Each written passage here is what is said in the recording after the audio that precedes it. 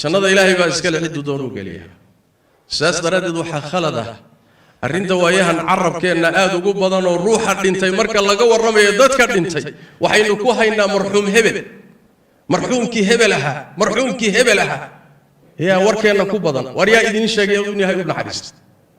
yaa idiin sheegay markaad marxuumta ku haysaan in ilaahay u naxariistay soo gardarro maaha ilaahay ciduu doonuu u naxariistay ciduu isaga jannada geeyay waana qalad ruux dhintay in la yidhaahdo waa noo naxariistay oo jannaa la geeyey allahumma inaan waxyi hayno u markhaati furay mooye waa khalad carabka ku badan oo loo baahan yahay in laga baraarugo nacam sida nebigu yidhi sal alla alay wasalam waxaan u rajaynaynaa khayr